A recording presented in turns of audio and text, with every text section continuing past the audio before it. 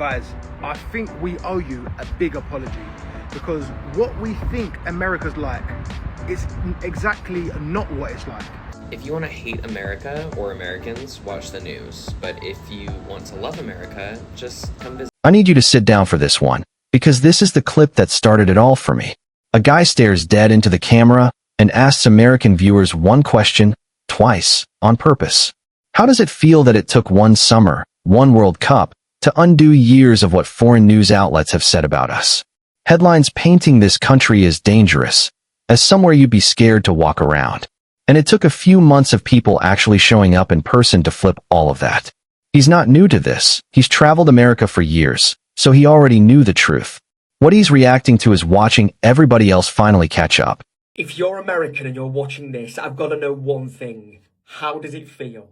How does it feel that it took one summer and one World Cup to unravel all the country's media outside of America and the narrative it paints? How does it feel? Because I'm a Brit who's travelled America for many years and I know America is incredible and I'm feeling amazing. So as an American, you must feel even more amazing. I'm witnessing Brits and Europeans land in America and see America through their own eyes, and it is amazing to see. So as an American experiencing this, you must feel so much euphoria right now. Like, tell me how you're feeling. Your amazing scenery, your culture, everything is being experienced by thousands of people all at once.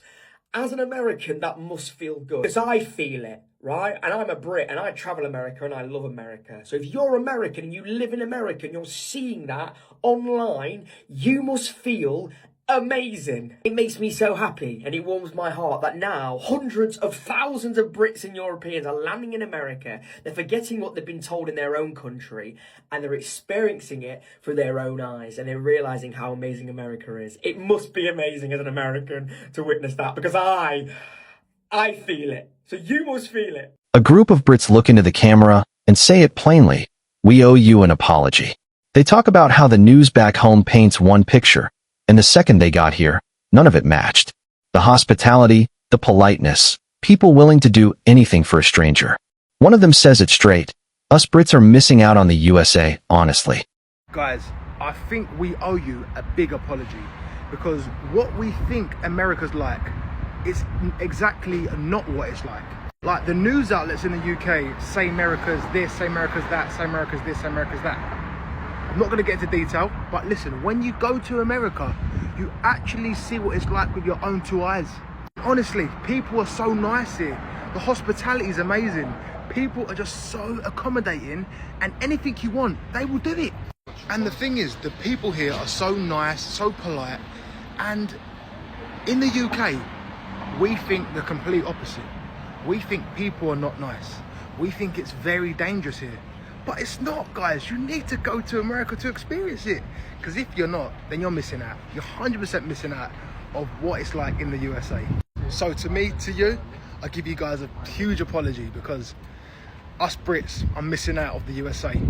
Honestly. Someone who spent his whole life assuming yellow school buses were just something from TV finally sees one in person, and the reaction is priceless.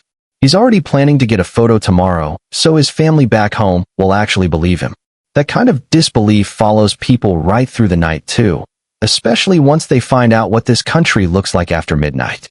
Okay, so I'm in America, yeah? Guys, the yellow school buses are real. Me whole life, I thought it was just cartoons or the telly that would show these yellow school buses, and I was like, it's not real, it's just for the telly. Blimey, it's real! My family don't believe me. I'm gonna catch me a picture tomorrow so I can show them. A Waffle House at 1 a.m. turns into its own genre of story for him. He loves the place, but draws a hard line at 9 p.m., calling anything after that a live-action reality show rather than a restaurant. From late-night chaos to something a little more expensive, because the next thing that stops visitors cold isn't the food, it's the real estate. America, you'll never guess what's just been discovered by Europeans who have travelled to the World Cup in America. I can't believe it! Just had my first experience at Waffle House at 1 a.m. I'm sorry, 1 a.m.? Don't get me wrong, I love Waffle House. It's one of my favourite places. But I will never enter a Waffle House after 9 p.m. I'm sorry, it ain't worth it. Waffle House at 1 a.m. isn't a restaurant. It's a live-action reality TV show. Unless you entered that Waffle House at 1 a.m. with a riot shield, then maybe you might have had a good experience. But if you went in there straight up, no protection, I want to know how that is even possible. A Waffle House after 9 p.m. is a side quest I never want to be on. I did it one time, never again. If this video has you hooked so far, that's exactly the reaction I'm chasing. Before we keep going, do two things for me. Drop a comment telling me which reaction surprised you the most. And if you haven't already, hit subscribe now, because this channel is only going to keep growing with more of these, and I don't want you to miss a single one when they drop. Two visitors standing outside waterfront homes in the Hamptons, arguing over the price tag, $50, $60, $65 million. One says a house like that in Europe would cost a fraction. It's not an insult, it's just two completely different housing markets colliding in real time on camera. And speaking of things that don't exist anywhere else quite like this, we've got to talk about a Walmart run. Mansions on the 50, water. 60 million for this? Yes, it's the Hamptons. This little house costs $50 million? Yes, when you pay 50 million, I pay 60 for that house. Is that a joke? No. They're beautiful homes. You're on the Do water. you know how much money, do you know what kind of house you could buy in France or in Europe for this little house? This looks like a house in Albania. This is the Hamptons. It's on the This water. is not It's 50 beautiful. million. This is like not even 1 Well, million. you're right. That one's actually 65 million. Look at the price on it. You can buy a chateau for These- 60 million These in are Europe. mansions. These We close this stretch on a full Walmart haul, gallon-sized ground beef, energy drink flavors he's never seen back home, pickles sold by the gallon. He's half convinced some of this would be illegal back in Europe. So, I know a lot of you guys will not understand this, but here's the thing. For me, one of the most touristical attractions in the United States is the Walmart. And every time I'm going somewhere and I'm seeing a Walmart, I will enter it.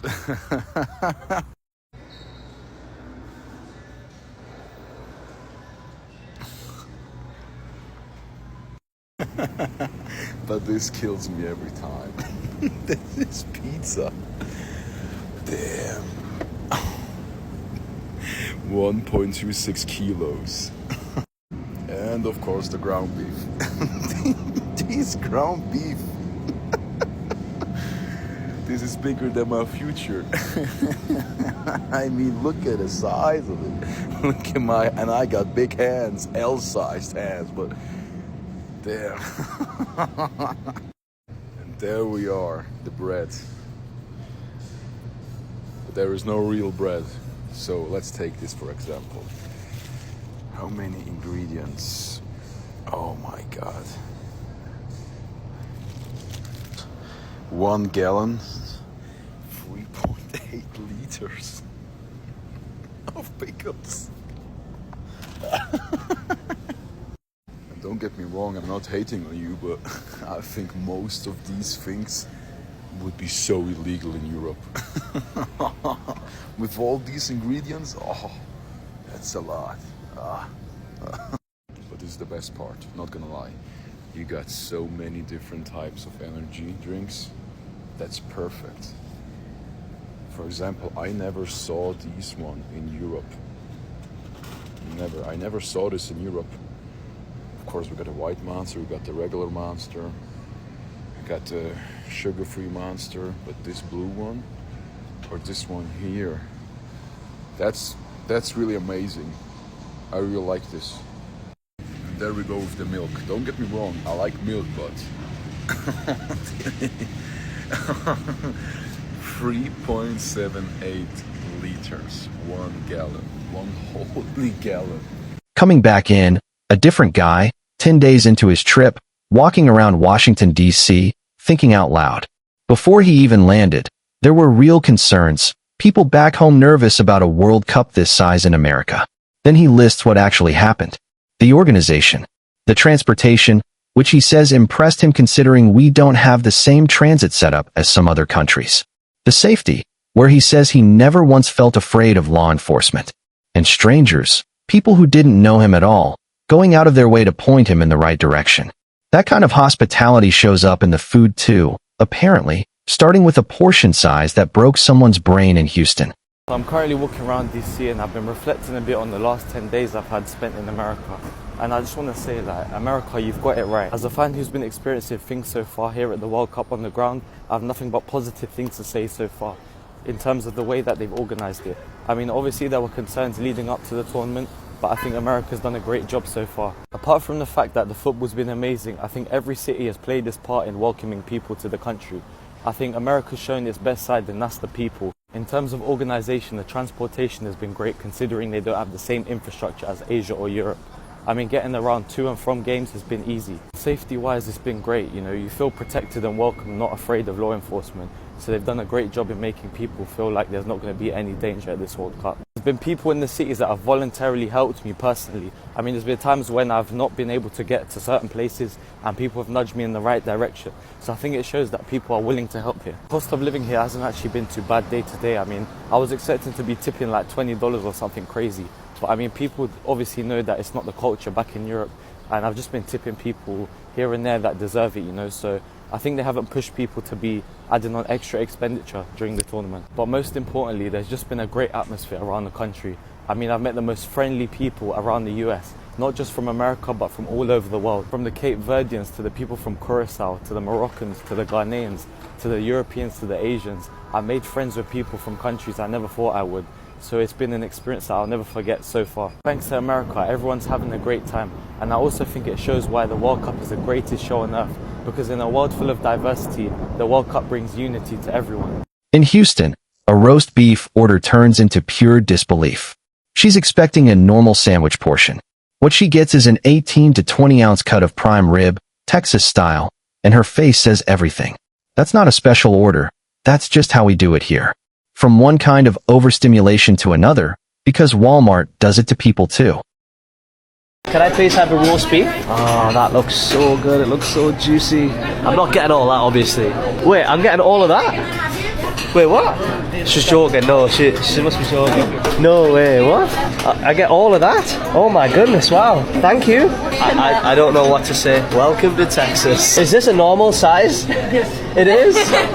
Is this Texas style? No, I would say it's Texas style. All right. We service about an 18 to 20 ounce portion of prime rib. Wow, amazing. All right, ready for a light lunch here in Houston, Texas? Someone walks into a Walmart for the first time and is visibly overstimulated. Starbucks, Pizza Hut, a full bookstore, groceries, all under one roof.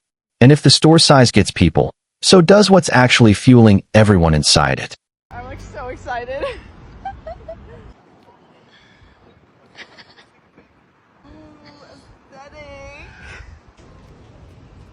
It's so big. It's huge. How far does this go? It goes so far. There's a Starbucks inside of it, yeah. Nobles. Are you so overstimulated? Oh, it's huge. What is in here? What's not in here, honestly? Exactly. Anything you'd ever need, it's here at Walmart. Like a ramen. This guy holds up an energy drink that's basically the size of his own head, telling you it's fully replaced his usual 2 or 3 coffees a day. He's half joking about feeling invincible, half serious about how he's going to struggle readjusting once he's back home. Not every reaction here is loud though. Some of it is just quietly noticing how different everyday city life feels. America, you do not hold back on your energy drinks, do you? I've been drinking one of your energy drinks for the past week. It's made me feel invincible. Listen, I need caffeine to start my day. If you see me without caffeine, you may as well not say hello. I'm like Jekyll and Hyde, mate. Also, look at the size of this thing when I show you. Look at the size of that. How much caffeine are you guys putting in these energy drinks? Honestly, it's genuinely a pint-sized can of energy drink. Listen, I've been starting my day with a can of this thing. I've felt invincible. I can take on the world. Usually I need like 2-3 coffees throughout the day, but not with one of these things. Look at the size of it. It's the size of my head. Best thing is, this is lemon. You can get cherry, strawberry, watermelon. You've got all different types of flavours. People have been looking at me weird in America because I've been drinking a can this size at like 9 a.m. I mean, I don't blame them. It is a crazy amount of caffeine. So somehow I've got to get used to going back to the UK with just a little espresso and a Red Bull to get me through the day. So yeah, America, I knew you liked your caffeine, but this right here, you guys aren't messing around with your caffeine levels. Woo! Standing in downtown Dallas at 3 p.m. on a Thursday, one visitor is genuinely thrown off by how empty it feels compared to a European or Asian city at the same hour. Not a complaint, just a different rhythm than what he's used to. And when it comes to figuring out what to eat while you're here, apparently there's a whole ranking system. Please, my American friends, you have to explain me how this works, because my European mind can't comprehend what's going on here. You have these incredible high buildings, but what's in there? Do people actually live in these skyscrapers? How many people live in Dallas? Millions, I guess. So where is everyone? I'm in Dallas downtown, and I don't want to compare you to European cities, but it's Thursday, 3 p.m. and I feel like I'm walking around in a ghost town. Imagine downtown London or Rome without any people. That's just not possible. Or forget about Europe. Bangkok, Tokyo, 24 hours is bustling. In between these skyscrapers are these massive cathedrals, but I wonder if there's no one living here who even goes to these churches. Can I cross the street? Oh yeah, there's no one. Here I found some people, but yeah, it's a public viewing because remember, it's the World Cup, and that's why I also booked a hotel in downtown, because I was expecting to see fans from Egypt, fans from Australia, because that match is here tomorrow. Okay, people of Dallas, you have one excuse. It is indeed 100 degrees, 36 Celsius, and it feels like a sauna out here. The running joke about how American houses are built, with frame construction compared to what a lot of visitors grew up with, gets a laugh every time. But there's a real reason behind it. These homes are built for a very different climate than a lot of older housing overseas. And sometimes what gets people isn't the house itself, it's what's sitting on the table inside it. This is something you wouldn't see in England, would you, Alex? The way these houses are made? Look at the way they're made, yeah. Fucking like wooden boxes, aren't they? Like, if you sneezed on it, it'd fall over, wouldn't it? How are they staying up? You can't build them as well as they do at home. No. Because you're supposed to keep all heat out, aren't you? Yeah, exactly. You're not supposed to keep it in. Like in England, in summer, like, it's unbearable, isn't it? You can't sleep, right? Because the houses have been built so well. Yeah. You can stare to them. A couple trying ranch dressing for what looks like the first time, and it turns into a real debate. One rates it a straight 10 out of 10. The other holds at 9, says it'd be a 10 if the dill was stronger. And we'll close this one out with something that sounds tiny, but genuinely throws people off every single time. Jack's first time trying ranch, an American staple, as we all know. And this is good ranch right here. It's good ranch.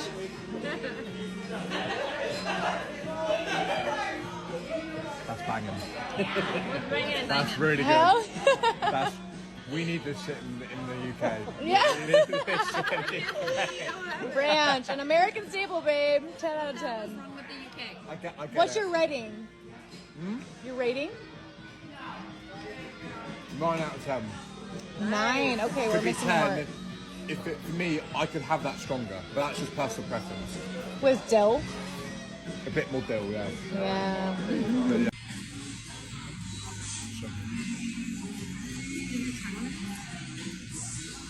That's the full lineup for today. Real people, real reactions, all landing here expecting one thing and leaving with a completely different story. If this is the first time you're watching one of these, welcome. And if you want to see more of the world discovering America for the first time, hit subscribe before you go, because there's a lot more of this coming. Drop your own story in the comments too. I read every single one.